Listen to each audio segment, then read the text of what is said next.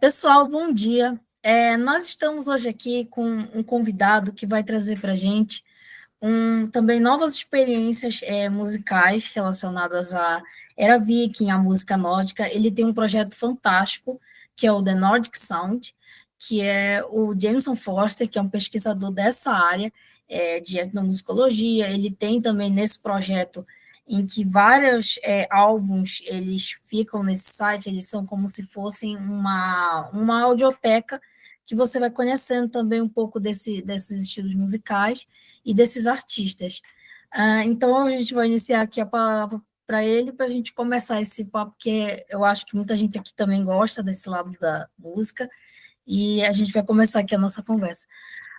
Jameson, thank you so much for accepting the invitation. It was a big pleasure receiving you here. I think the channel love when we talk about music, because I think music was a thing very appreciated for many things, and Nordic music became bigger and bigger in this scene hmm because of the series, because of some artists like Vardruna, like Awar, and many bands that are in this area of music. And so, thank you so much for that. Yeah, thank you for having me. I'm looking forward to talking with you about this stuff. Thank you to everyone for listening. I just love talking about music and Viking Age stuff. And just one last thing, for anyone who is not familiar with me, if you hear a parrot in the background, that is mine. And sometimes he's in the other room, but sometimes you can hear him scream through the microphone. But it's just a parrot and he just wants to be included. So if you hear screaming, please do not be concerned. Okay. So for a start, how did you start your interest for researching about that, for being in this part of the history of Viking Age and discover more about the music of this time? What is your beginning in this? Yeah. So for me, it always starts. It starts with music. So a lot of people go the other way around, where they start with an interest in Viking Age stuff and then get into the music too. I have been a musician longer than I have been anything else. And as I went to college for music, I actually found that my favorite part about music wasn't as much as I love to play music.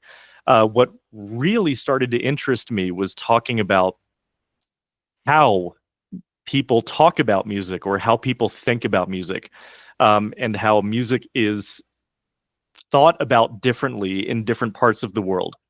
And so this eventually brought me to this kind of music study called ethnomusicology, which means you study the music that people make. It's kind of a funny word.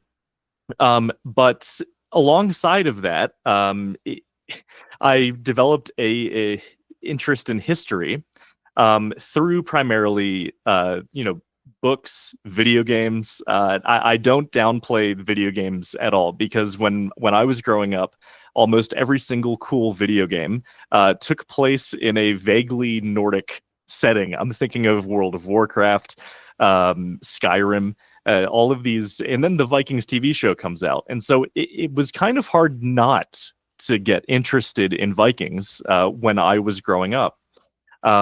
And another interesting thing is for me, it actually doesn't have much to do with heritage. I know a lot of people get into Vikings because they get really into their ancestry and their heritage and all of that.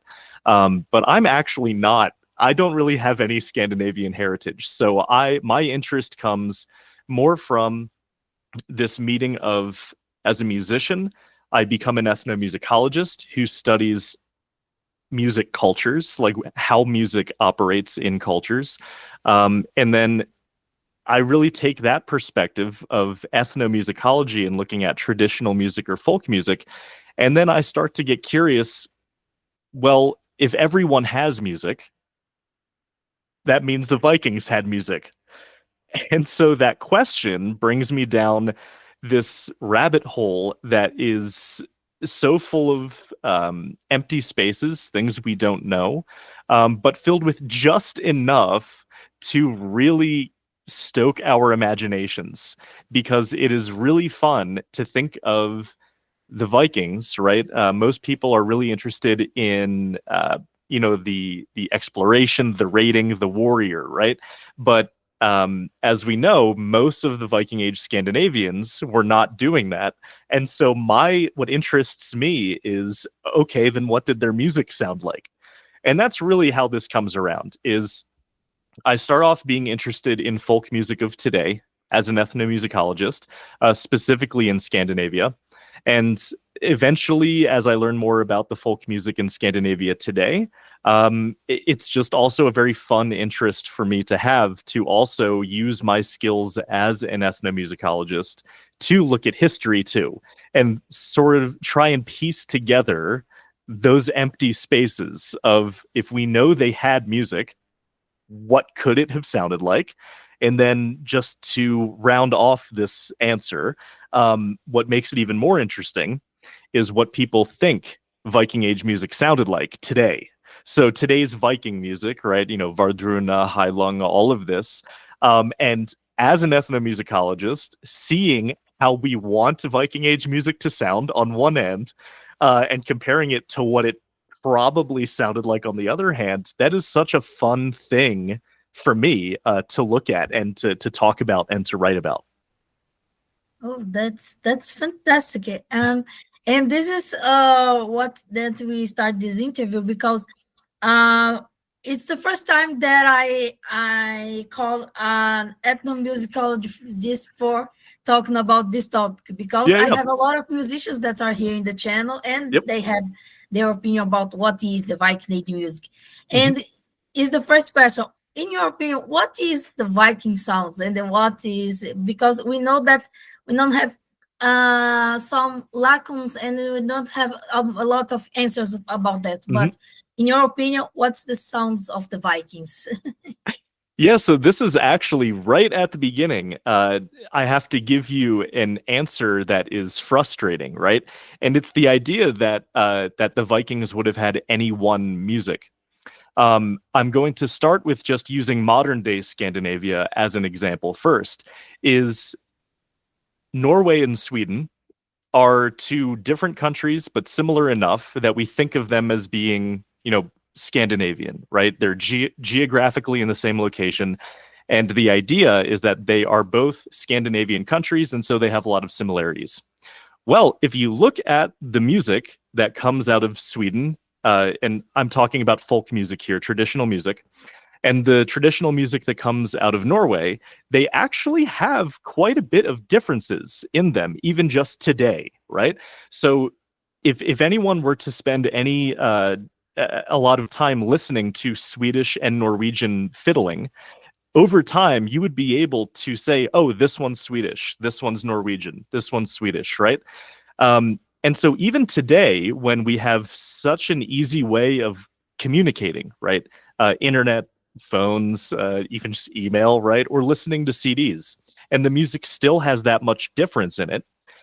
Transport that back 1,000 years, where it is much harder to communicate. Ideas travel much more slowly over time and space. And the reality is that if the Vikings have music, there is a very, I would say, impossible chance that all Viking music sounded like one thing, because they are very geographically separated. They also have language differences. And then, of course, as we learn from the sagas and all of that, is these tribes that we have, these families, these villages and farms, have a lot of tribalism within them. So they have their own ways of doing things, and they're not so open to sharing all the time. So right out the gate, this question is already fascinating because we want there to be one sound. The Vikings sound like this. But the answer is actually, and I think this is more fun, and I think this is more interesting, any part of the Viking Age, be it, let's say, southern Norway or eastern Sweden, would have had different sounding music. So I'm just going to start there. And if you want me to keep going, I can. But if you have anything that you want to add in, that's what I would start with. Is it's very small, if not impossible, chance there's one sound, but instead all of the different parts of Scandinavia would have probably had different sounding music. Well, that's amazing. So we have a lot of difference in the sounds for that was defined by the regions that Hmm. you say about that. Hmm. And so Norway have their music, Sweden and Denmark and these other regions have their Hmm. own sounds. This is very interesting because in many times we think that Viking Age music was an only sound and one thing that was connected to one, and this is completely other opinion about that. This is fantastic idea about that. I was thinking, and every time that I studied that Viking Age was a thing that was so similar with each other, but I don't think for this perspective of the uh, how can I say of different definitions for Hmm. this type of sound. Well, yeah, that's interesting because the more time, Mhm. so the farther back something is in history, the more simple our idea of it becomes. And I don't mean to say simple as a bad thing. It's more that, you can say this about any historical culture. Think of Rome, right? Think of the Romans, think of ancient Greece. We all have this one idea of if I were to say Greece to someone, they would probably have like this one image in their head. And the thing is that image comes from a lot of different historical sources that have come together to make that one image that we have. And this is not, again, I don't want to say this is a bad thing because this is the most accessible way we have to think about historical cultures. But when we realize that it's not so um, coherent, there is not just this one big single way these things looked like. At least to me, that's when history gets very interesting. And you are right. The Vikings are the same way. We have this image of what a Viking looked like or what the Vikings looked like, but very regional, very regional. Yeah, that's amazing. Thinking like that. And we have a figure that was in the imagination of many, that was the Skaldic figure. Hmm. We have a band nowadays called it Skald. Hmm. And it's a thing that was very interesting because we can say that scouts person they are only musician, only poetry, or they are combination of the two, or we can say that we have musicians that are different from the scouts. Scouts are a thing, and musicians are other things. What we can say about that? Yeah, so this is awesome. One of my favorite parts of this history right here, the difference between a skald and a musician, is actually one of, if I were to say highbrow and lowbrow, do you understand what I mean by that? Yeah. Cool. So the idea is that skalds are very highbrow. They're these elite artists. Think of them like a composer, how we would think about it in classical music. They are the ones that are paid and supported by the chieftains, by the jarls. And there's a lot of, I will say the word elitism that they have about themselves, where they think they're the best. Skalds think they are amazing, and nothing that anyone else does can come close. Now, what happens though is musicians, particularly fiddlers and harp players, um, we can actually read in some of the sagas that jarls and kings and chieftains start to invite these lowbrow musicians to play at feasts, at dinners, at court meetings. And what we see in the sagas are a lot of instances of when the skalds do have to write about these events, they do so in such a way that you can tell they have no respect for the fiddlers, or they view it as a very simple, lowbrow art form to play the fiddle or to play the harp. Whereas they are trying to defend their own craft, this very high arts way of writing poetry.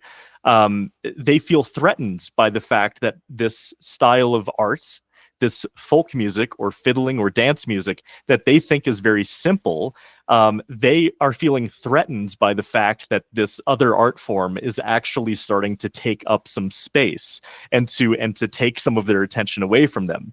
And now this is a common trope throughout history.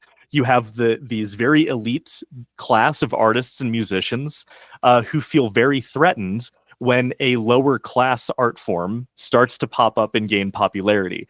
And I find it so fascinating that even as early as the Viking Age and early medieval period with the Skalds, we see that same tension and conflict come up. So there is definitely, from these sagas we can find, there is a class of Skalds, and there is a class of what we can just, for the sake of conversation, call folk musicians, right? Now, the question of skaldic music is really interesting when we consider an ethnomusicological concept that is very few cultures have a word for music. This sounds backwards, but let me explain. For most of the cultures on Earth, even today, music is a word that was taken from European languages because European cultures started to view music as an abstract concept, whereas for most cultures around the world, music is instead implied in when you talk about dance, when you talk about poetry, when you talk about singing. So to them, there's no reason to have a word for music if we already have a word for song, for instance, right? And this gets interesting because for a very long time, historians looked at the Viking Age, saw there was no word for music in the old Nordic languages, and assumed, oh, that means there's no music. But with an ethnomusicologist's point of view, instead, that means that music was so inherent in a different activity that they didn't need a word for music. So instead, we have to look at the ways that other art forms that we associate with music are talked about. That would be poetry, song, dance, these sorts of things. And that makes it very difficult to answer definitively, did the Skalds have music or did they play music? Instead, we have to just assume with a lot of safety, right? So we have to be a little self-conscious about this assumption.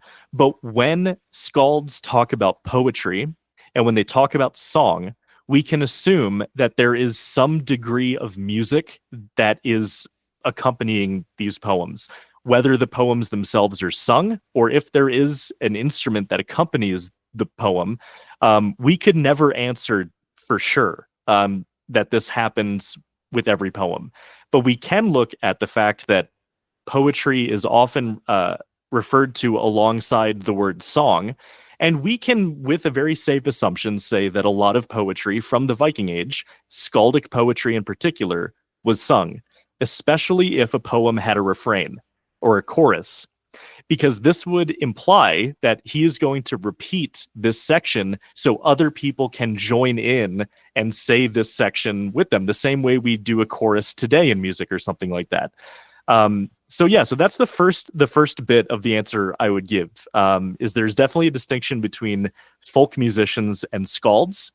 But that doesn't necessarily mean that skalds did not also play music. We could get into more details with that, but there's also a lot of reason to believe that skalds did include music in their performance.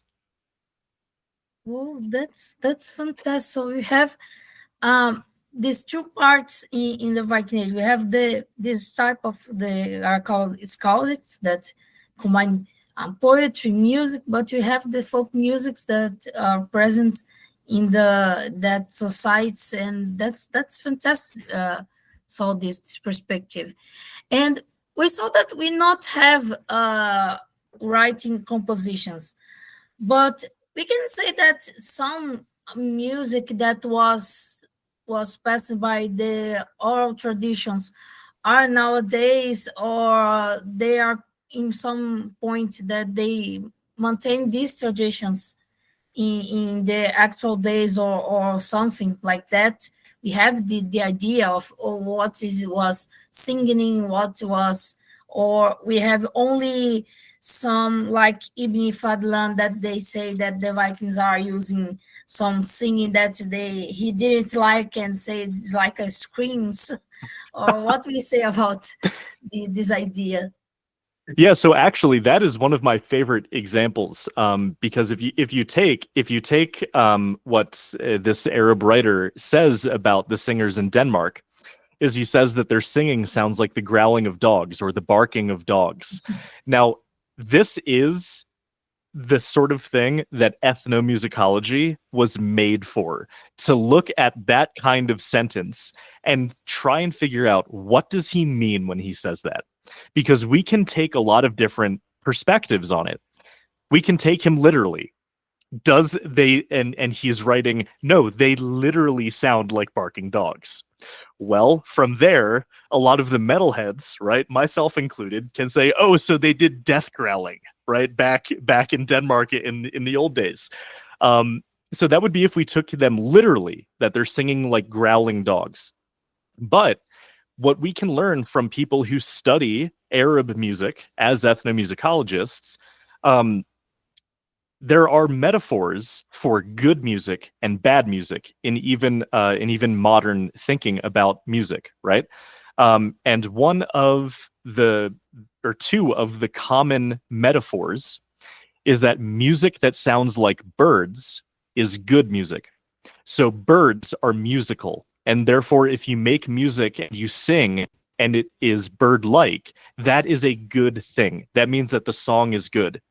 Now, specifically on the other end of that spectrum, even today, a bad musical performance is associated with the unmusical barking of dogs. So even 1,000 years later, barking dogs is a metaphor for bad music.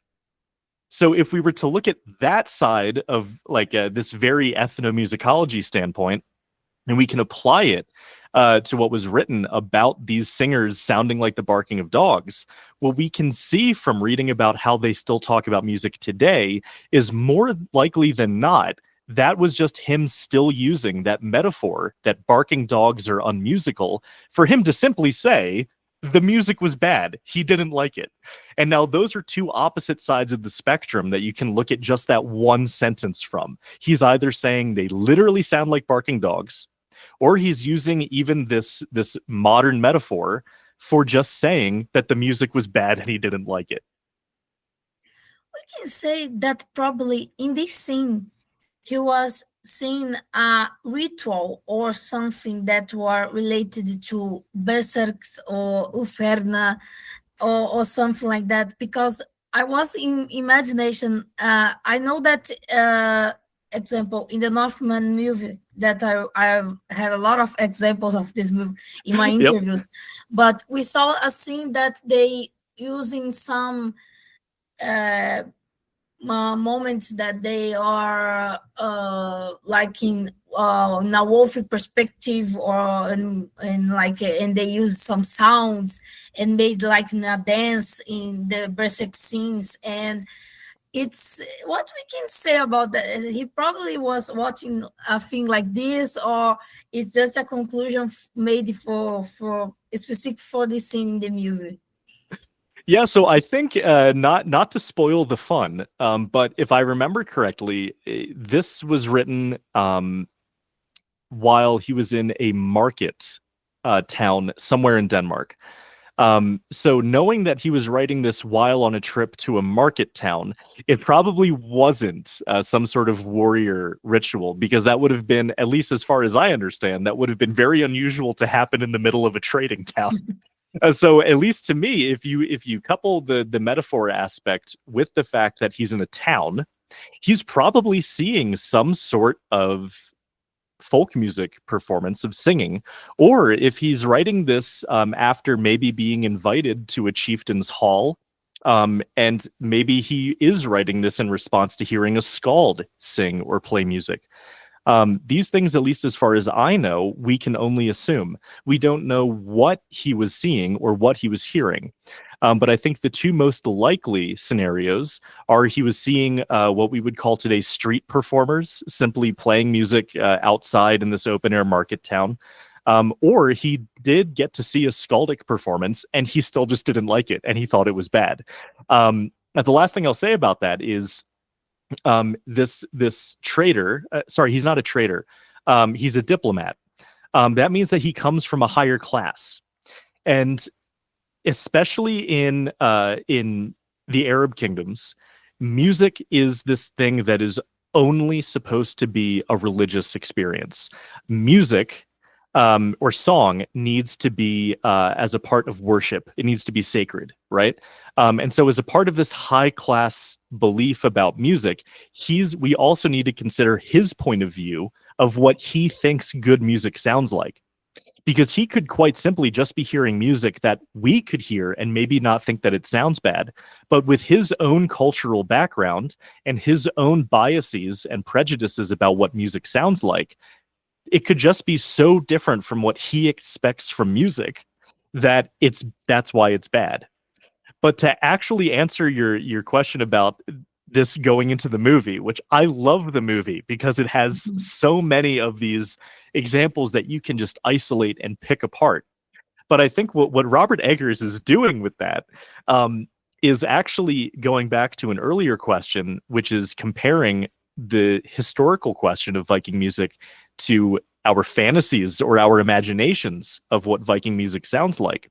And that right there is a beautiful example where Robert Eggers probably is familiar with this writing about the barking of dogs, but he uses his own creative imagination to then create something with that source that, historical or not, it was cool. It was interesting. And so I think that that's an example of you have a historical source that can be interpreted in so many different ways. And to me, that is far more interesting than historical accuracy, which we can never really have. So to me, it's just more interesting to see what people do with our imaginations when we're trying to make something inspired by these sources that we read. Oh, that's amazing because when we explore in many aspects, we saw that they use this powerful type of using of the force and this vocalizing sounds of using some barkings that you say about this wild side in that moment. And we saw the other type that was when William Defoe Churchill using some like humor, using some poetry and music to use some humor to offend some people.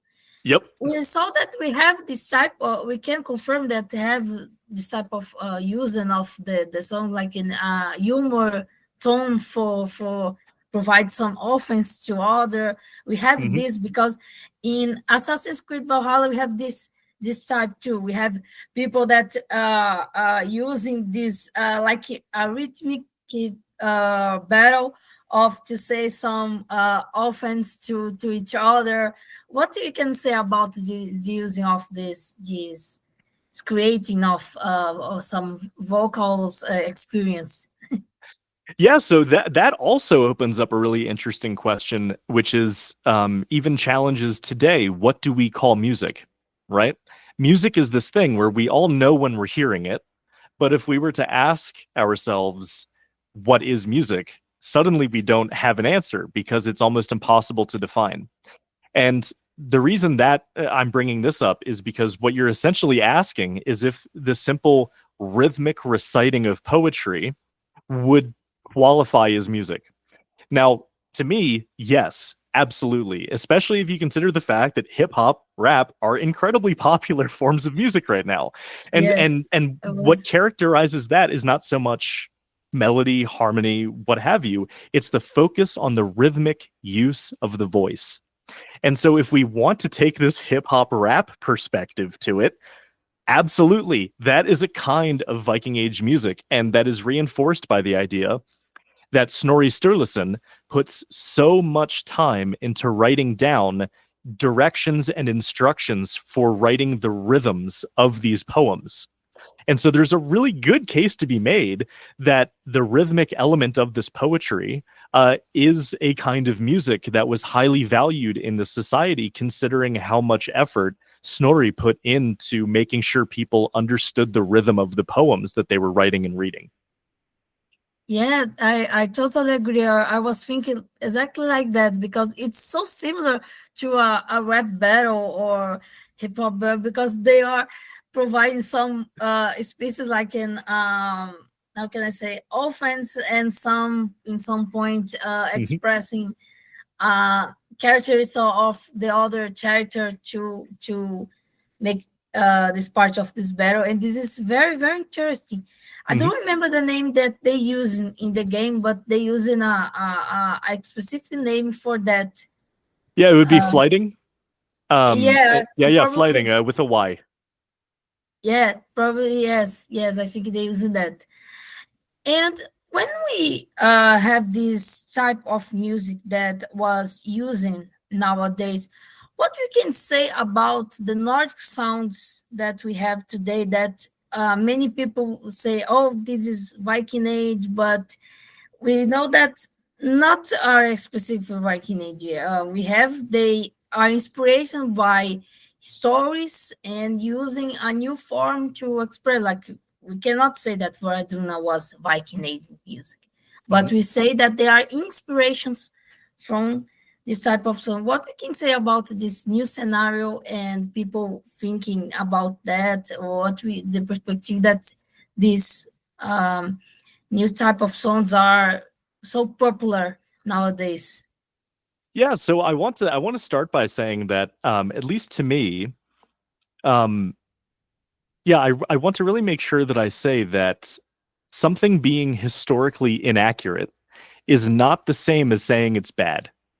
To me, I think that the historical realities of Viking Age music are one thing, their own thing, and modern Viking music is also allowed to be its own thing.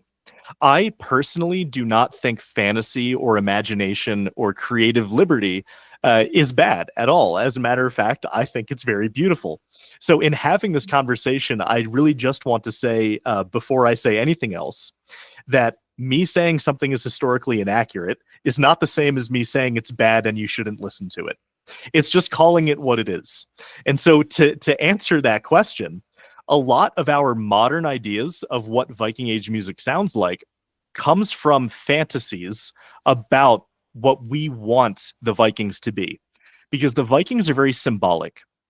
They all around the world, they operate more as a symbol than as history. And what I mean by that is the Vikings become this thing that we make our own meaning out of as a response to our present.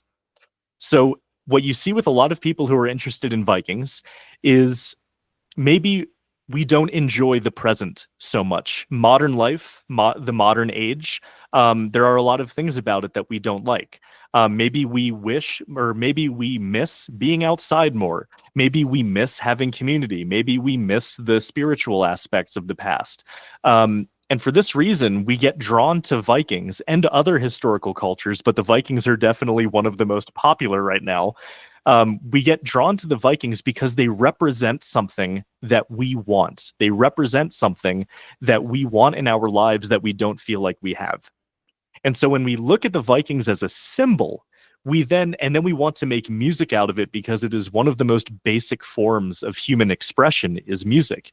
Um, we then pretty much communicate those ideas, those fantasies that we take from Vikings, and we use our own creative imagination to make a music that satisfies that fantasy, that image. And again, fantasy is not a bad thing to me.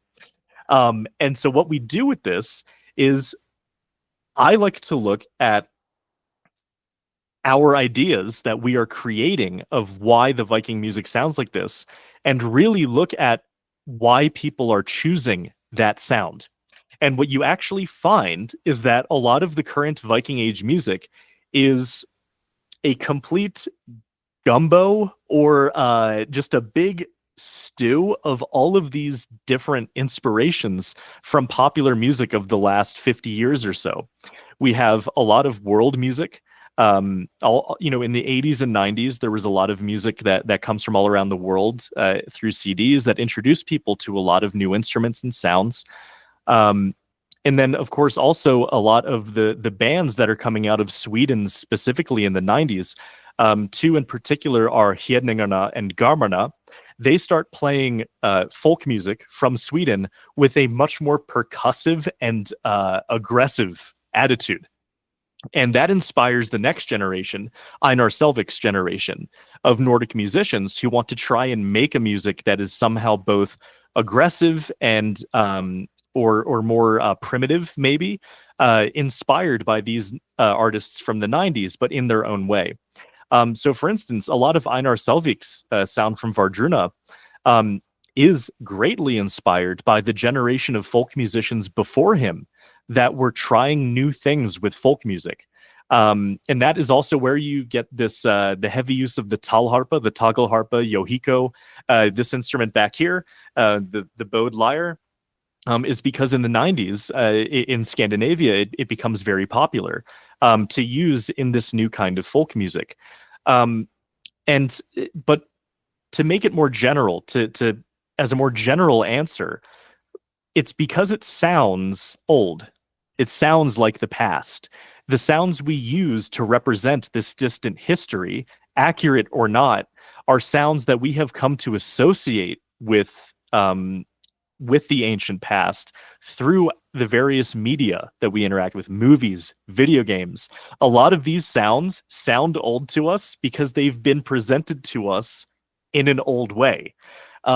And so a lot of the Viking music today comes from such a wide variety of inspirations and sources that I could not even begin to list them. But it comes from so many different places.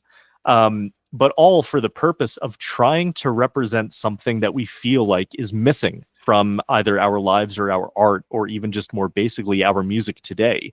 A lot of the music sounds a lot more rhythmic or trance-like or ritual-like, with an emphasis on acoustic, because that's what represents this ancient past to us. And that is completely detached from what Viking Age music probably sounded like. But I don't think that makes it wrong or invalid or anything like that. I just think the important thing is to know that while we are enjoying this Viking music today, is to also be a little self-conscious or self-critical that this is really our own thing. This is not the Viking Age music, but we today are allowed to have our own thing. We don't need to justify the music we make by connecting it to some historical, symbolic culture, right? And that's really something that I wish I saw more of, is this need to justify listening to Heilung by saying, oh, this is Viking music.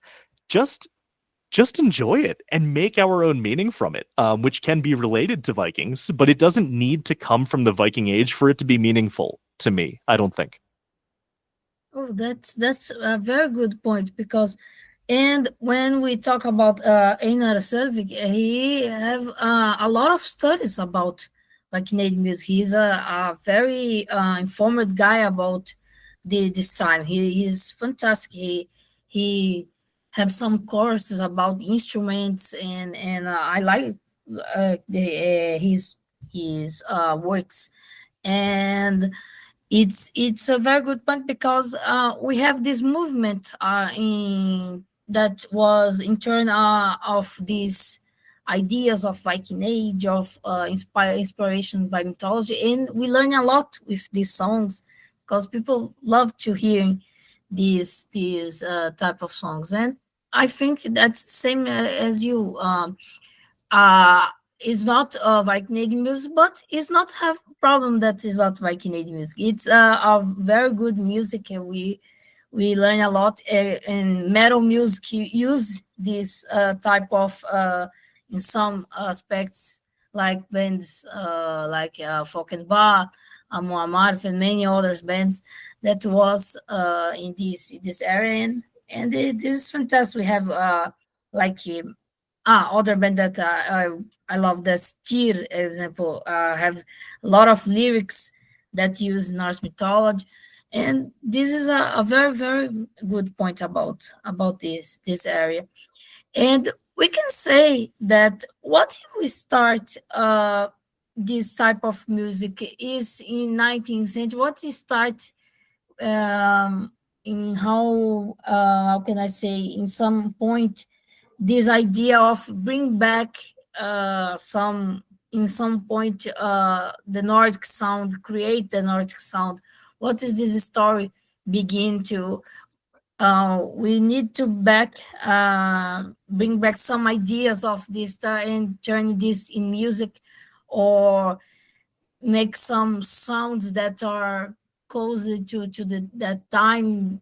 And if only we know that we not have many ideas archaeology, but uh, how this is work in some point for many musicians Yeah, to so this idea of what is the Nordic sound, and why are people trying to recreate it or to bring it back from the past. This actually has a pretty long history. And it's again all a response to modernity, which I find very interesting. So the philosopher that coins the term folk music or folk song is Herder, who is a German philosopher. And he believed that folk songs are the heart of the people. They're the spirit of the people. And what he actually says in his writing is that Nordic songs, specifically Nordic folk songs, are this that's the best way to say this, because he says this in not the greatest way. But what he is saying is that these Nordic folk songs are a remnant of this primordial European way of life. And he's writing this in the 1800s, 1700s, somewhere in, I'm pretty sure it was the 1800s. He's writing about Nordic folk songs in this way already. So already hundreds of years ago, you see people looking at Nordic folk songs as this ultimate example of primordial music making. And then what happens is you then have composers in the 1800s, like Edvard Grieg is the most popular one. He writes a piece of music we all know, bum bum bum bum bum bum bum bum bum bum bum bum bum. oh He's a Norwegian composer, and he's a huge part of the Norwegian independence movement. And the music that he's writing, he is Hall of the Mountain King. yes, Hall of the Mountain King. Yes, and he also wrote Morning Mood. Yada da da da da yada da da. So he writes both of those, and they're both actually from a ballet that is depicting an old Norwegian folktale about a about a rambunctious teenager named Per Gynt. But that's another example. Is through the 1800s, you have these composers who are also, for Grieg, he's doing it for the purpose of trying to advocate for Norwegian independence by celebrating this Norwegian sound in music. And he succeeds because he becomes one of the most celebrated composers, not only in Norway, with a lot of their most famous. There's even still the Grieg Hall in Bergen today, which is one of the most destination concert halls in Scandinavia. But he celebrates in bringing this Norwegian sound all over the world. He gets world famous, right? We all still know his music today, and he comes from this corner of the world that people never even really thought about. So then by the 1900s, this is where a very important thing happens. And this is called, we call them hippies. Now, why do hippies matter in this? Hippies are some of the first people who participate in what we can call a folk revival. It is how can I say this? This desire, and this is a recurring theme again, because they're unhappy with the present, as a way of maybe therapy or escapism, they use fantasy to recreate older folk musics.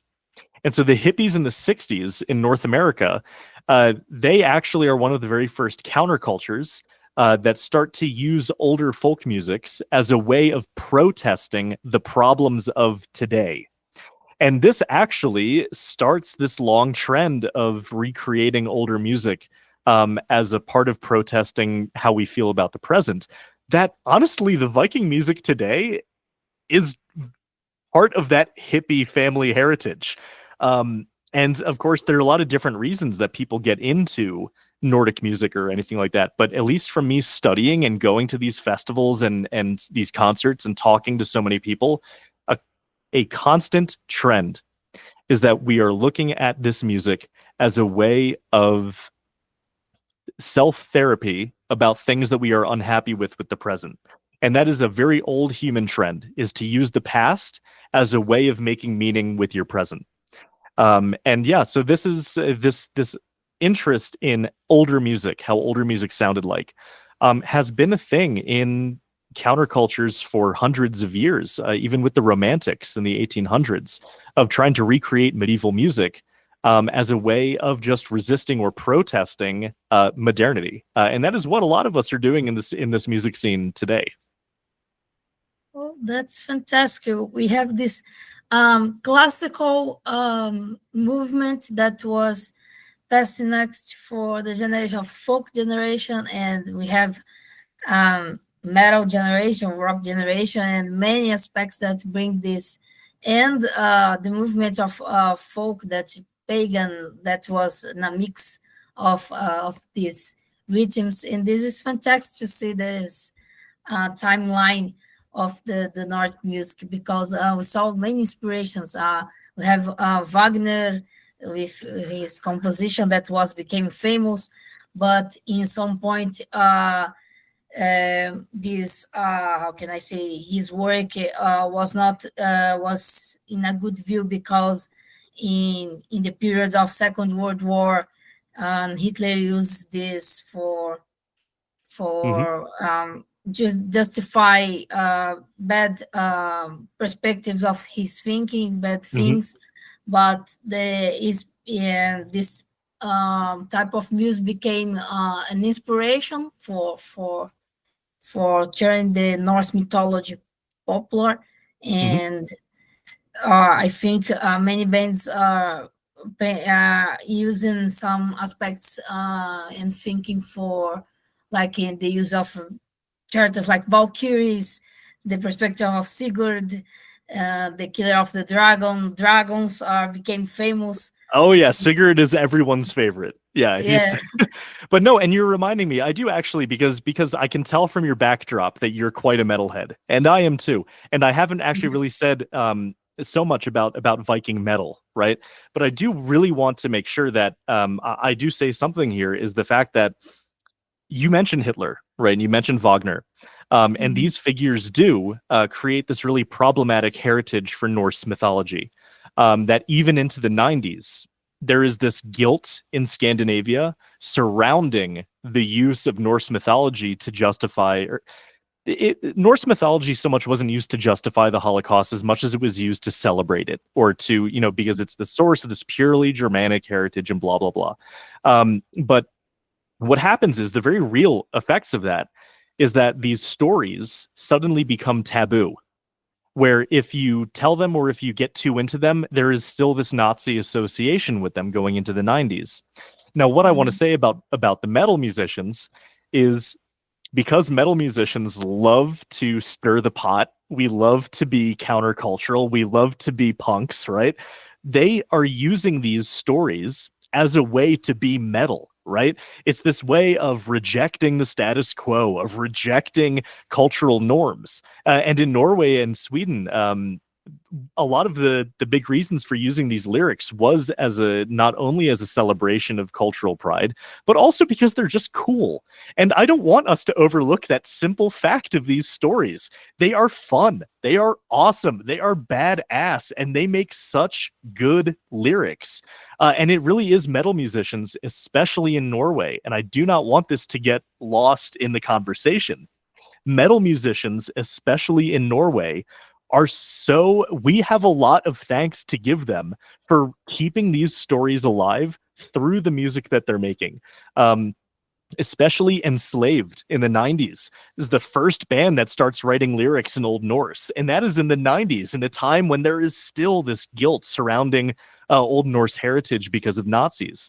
And so because of that underground nature of heavy metal, these stories actually start to be kept safe in a way by these metal bands, like Enslaved, like Tyr, like Amon Amarth, and that so heavy metal does play a very important part in the transmission of these stories to the current generation today. They kept them safe and they kept telling those stories through music. And that's a very powerful way to tell stories. Yeah, I totally agree. We have two sides of this when we talk about the perspectives of actual using of Norse mythology. We have the side of the black metal movement that was a bad thing, in my opinion, for to burning the starved church, talking about the perspective like Varg Vikernes that using this for justify that the white people is superior and say bad things about other persons. And this is a very, very bad perspective and bad using of the Norse mythology. But you have the sides that are using of the story. We have a beautiful use of the image of like the Bathory that use many paintings for of famous artists that in her and that covers of the that albums that we know, and many people discover artists and this perspective of national mythology, seeing the covers of the albums of these bands, and this is a very unique thing and different. We saw the rooms, the use of the all the elements that are part of that culture. Yeah, And and I just have to say one more time. I mean, I didn't really say this at the beginning, but like Amon Amarth, they introduced me to Norse mythology when I was a teenager.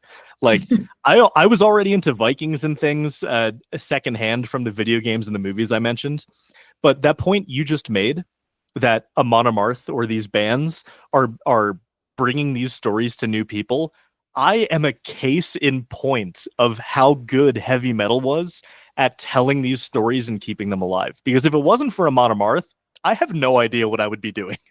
But I just wanted to make your point for you that this is, yeah, so the heavy metal, the Viking metal, is what first exposed me to the stories, and which is very much why I'm here.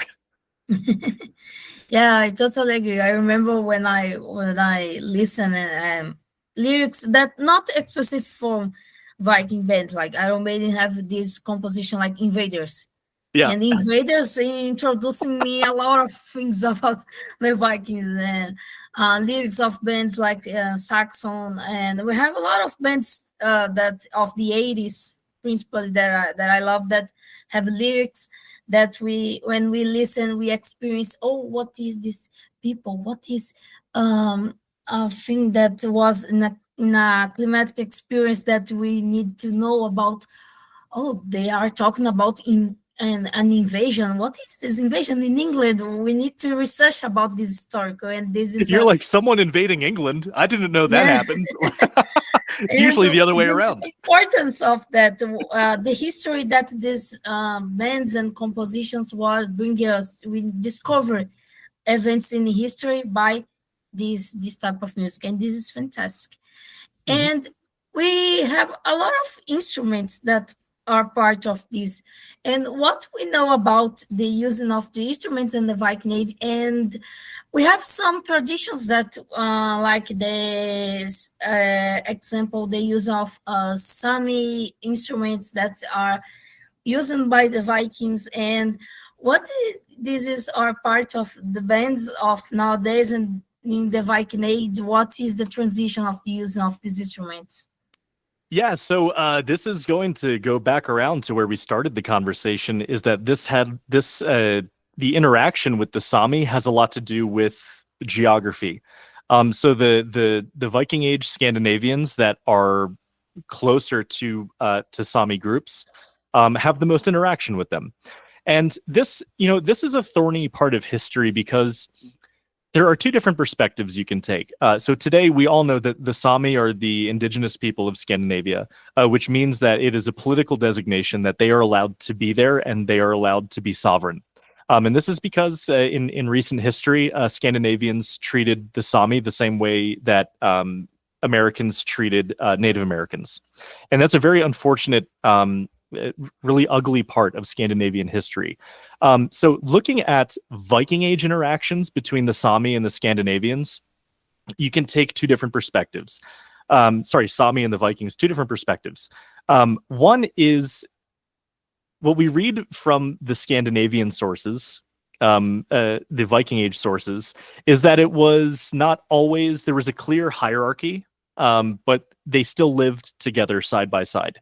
You could make the argument that that was their perspective, and maybe the reality was a lot less equitable. But whatever the historical realities of it were, the Sami shamans, the priestesses, were included very much so in the journeys as a seer or as a spiritual guide on these very long journeys. But also they were used in even just local rituals. But the question arises because what happens is with Christianity, this kind of shamanistic practice becomes outlawed. It becomes demonized. And so the question is, was that always a practice that was only Sami practice? Or was that also more of a part of the Viking Age before Christianization? We can never know for sure. I think it's probable. I think it'd be very unlikely that far back in history that there were these hard lines between what culture did what, because 1,000 years ago, cultures were a lot more permeable. They would influence each other.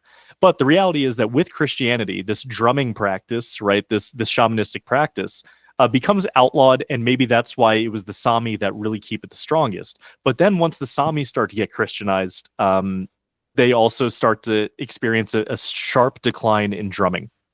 Now, in terms of the influence of the Sami on today's music scene, this is one musician, really, is Mari Boina. You might have seen her name. She is one of the biggest musicians in the world music scene in the 80s, right? And she's this incredible musician who has this album Gula Gula, which it's really percussive. It has a lot of drumming in it and a lot of yoic, which is this traditional form of Sami singing. Now, why is this important? It's because she became one of the most famous Scandinavian musicians worldwide. Everyone's listening to her. And so in Scandinavia, almost every musician in the 80s and the 70s are listening to Mari Boina's music, and she is a Sami musician. And I will tell you, everyone from Einar Selvik, Maria Franz of Heilung, Benny Broughton of Folket Bortofor Nordavinden, Kjell Broughton, all of these musicians say Mari Boina's Gula Gula, highly influential, one of my favorite albums of all time. So this is an album, a Sami music album that everyone is listening to and everyone is inspired by. And now that's made even more apparent by the fact that Mari Boina is now on the By Norse record label. So all of this, despite the very real problematic political history between the states of Sweden and Norway with the Sami people, culturally, they do continue to influence each other quite a bit. And so if you're wondering where the Sami element comes from in this modern Viking music thing, it's really Mari Boina, very much so. There are a lot of other musicians too, but she was so popular. Everyone was listening to her, and everyone still today just she's the queen. Even though she hates being called the queen, it's hard not to think of her in that way.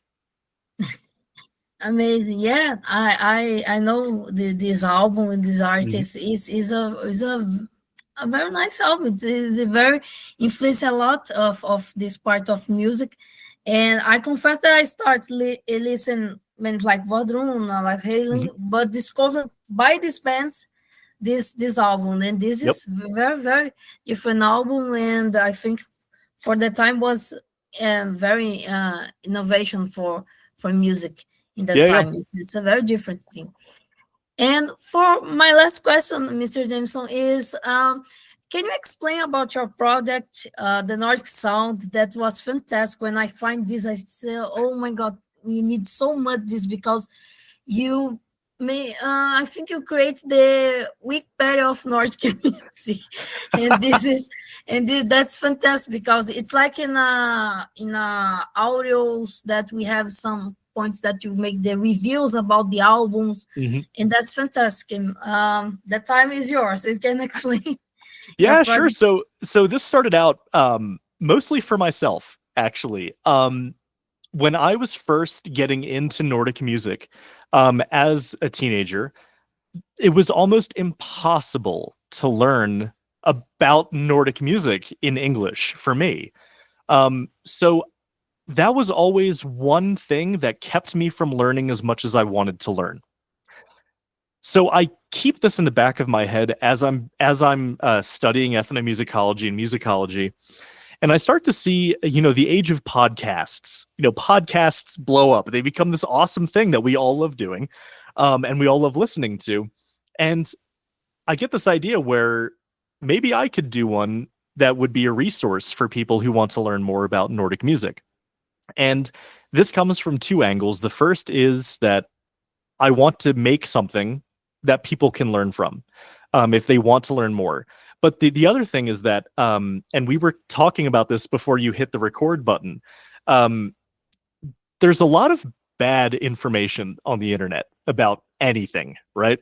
And as this Viking music style starts to get more and more popular, you start to read and hear a lot of really questionable opinions about where the music comes from, about Viking Age music, about all of this. Just two quick anecdotes. I was seeing Heilung here in Colorado with my wife, and while we were waiting for the band to start, there's this couple behind us. You can tell they just met just by the way that they're talking. And the guy says, "Yeah, so this is like a real Viking Age ritual that they're going to do for us." And I sat there, I was like, where did he get that from? Where, like, they don't say that it's that, right? Heilung never says this is a Viking Age ritual. They've never said that. So, but that's like one example of how people quickly get these fantasies. And again, fantasies aren't bad. Fantasies become bad when you tell them like their history. Now, so that is just one example of why I think it's important to create a responsible place for people to learn about this music. Because people are always going to make fantasies. People are always going to have bad history. People, like, you can't prevent that from happening. But what I can do is to create a space for, if someone wants good history, if someone wants responsible knowledge, that's where they can come. My job is not to police people. My job is not to go around the internet saying wrong, wrong, bad. Instead, all I can do is create a place where people can come and learn about Nordic music. And this is the most important part, from Nordic musicians. Very little of the Nordic sound is me talking. Most of the Nordic sound is me giving Nordic musicians the opportunities to speak for themselves. And this, especially with the Viking musicians, has become so important for me, because you can tell that these musicians have a lot of these things that they think about. Where I remember when I had Maria Franz on, we started to go into a very deep discussion about people that call Heilung Nordic folk music, where she felt very strongly against that label. But before this point, she hadn't really had an outlet to say that, right? And so this is an example of how the benefit of giving Nordic musicians a place to represent themselves to an international audience is really the best thing I can do to at least try and create some kind of responsible place for people to learn about Nordic music. And that's always what's been most important about me, is to let the Nordic musicians represent themselves, because it just starts so many cool conversations. And again, it creates a place for people to at least be able to hopefully trust that they can learn something responsible from this place, instead of relying on really I'm trying to be diplomatic here. Instead of relying on these non-specialized blogs or anything like that, where they claim to be telling a history that's not really true. The internet is full of that, especially in the Viking scene, right? So that's really what it's been for me, is to, for once and for finally, to give musicians a way to tell their own story, instead of just relying on people who try and represent them for them and doing some damage in the process. And that's really what it's been for me. And I also really want to thank you for that. You're very kind for you to say what you said about that. That really means a lot. Oh, thank you so much for explaining your process, being here doing this interview. I have to thank you a lot for your participation. It was amazing. I discovered a lot of things about the Viking Age music. It's the first, as I said, it's the first time that I received that was related to ethnomusicology, because people sometimes don't know about this area of study, and it's I think it's an important area for us to use to comprehend some aspects of the Viking Age music and the other styles that we not have so much idea that was in that time. And I think it was fantastic, and learn a lot with your perspectives, your ideas. Thank you so much for that. Yeah, thank you for having me. And the cool part to me is we've only scratched the surface. Like, there would be so much more we could talk about. And if you do want to go beneath the surface, just come stop by the Nordic Sound. It's so I go deeper into a lot of this stuff there. But no, thank you so much for inviting me and for being so supportive and complimenting. It's really means a lot. Thank you. I will just stop the recording.